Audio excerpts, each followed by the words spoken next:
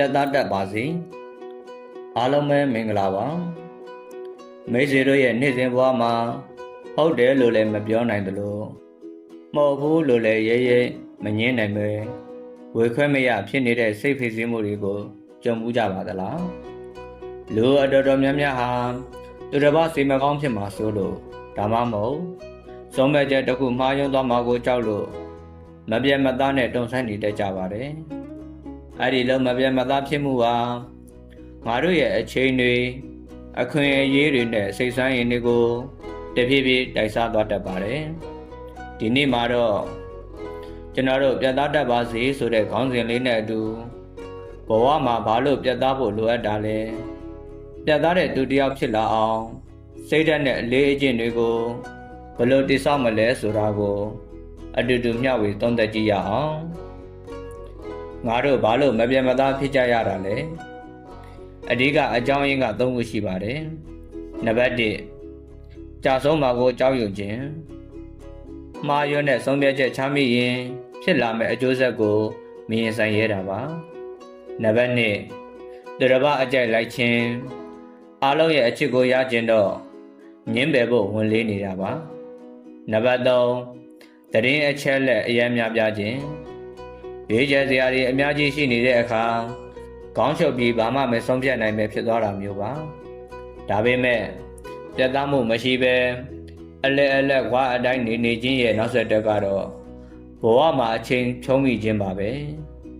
ဘောလုံးပွဲတစ်ခုမှာပန်းတိုင်စီကိုအပြည့်မသွားပဲဘောလုံးကိုကန်ထားရုံပဲကန်ထားရင်ပွဲပြီးသွားမှာဖြစ်တယ်လို့ပါမပြတ်မသားတန်တရားတွေကြားမှာဝေခွဲမရဖြစ်နေတာဟာဘာမှမလုပ်ပဲနေတာထက်တောင်စိတ်ဓာတ်ကိုပိုးပြီးမောပန်းစေပါတယ်ဒီနေရာမှာတခုသတိပြုမှုရမှာကပြတ်သားတာနဲ့ရိုင်းဆိုင်ကောင်းမာတာကလုံးဝမတူပါဘူးကောင်းမာတာဆိုတာသူတစ်ပါးရဲ့အမြင်ကိုလုံးဝမနာခံပဲစိတ်လက်မှန်ပါကုန်ပြန်မှုလုပ်နေတာပါပြတ်သားတယ်ဆိုတာကတော့မိမိရဲ့တန်ဖိုးနဲ့စီးမြင်တွေကိုသေချာနားလည်ပြီးမလိုအပ်တဲ့အရာတွေကိုရင်ကျေးစွာပယ်ထုတ်နိုင်တာပါပြတ်သားတဲ့သူဟာမိမိကိုယ်ကိုလေးစားမှုရှိသလိုတခြားသူရဲ့အချိန်နဲ့စီးမင်းစည်းကမ်းတွေကိုလည်းလေးစားပါတယ်ရဲဝုံno လို့ညင်းရဲသလိုတာဝန်ယူမှုရှိတဲ့ yes လို့လည်းဝန်ခံရဲတာမျိုးဖြစ်ပါတယ်ဒါဆိုရင်ဘဝမှာပို့ပြီးပြတ်သားတဲ့သူဖြစ်အောင်ဘယ်လိုလေ့ကျင့်မလဲနံပါတ်1မရှိမဖြစ်တန်ဖိုးကိုစည်ရင်းပြုလုပ်ပါသင်ဘဝမှာအရေးကြီးဆုံးအရာကဘာလဲဥပမာမိသားစုကျန်းမာရေး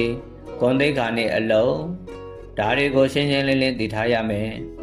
သင်ဘဝသင်တန်ဖိုးကိုထိခိုက်လာမယ့်အရာမှန်သမျှကိုပြက်ပြက်သားသားညှင်းပယ်ရတာလက်ကူသွားပါလိမ့်မယ်နံပါတ်2သင်ငယ်တဲ့ဆုံးဖြတ်ချက်များမှာစတင်ပါဒီနေ့ဘာဟင်းနဲ့စားမလဲဘာအင်ဂျီဝတ်မလဲဆိုတာကစလို့2မိနစ်ထက်ပိုမစင်စားပဲချက်ချင်းဆုံးဖြတ်တဲ့အလေးချင်းလုပ်ပါနံပါတ်3ရင်ကျေးစွာညှင်းဆန်တတ်ပါစေမလုပ်ပေးနိုင်တာစိတ်မကောင်းပါဘူးဒါပေမဲ့အခုချိန်မှာကျွန်တော်မှာတခြားအရေးကြီးတာရှိနေလို့ပါဆိုပြီးလိုရင်းတို့ရှင်းညင်းပါ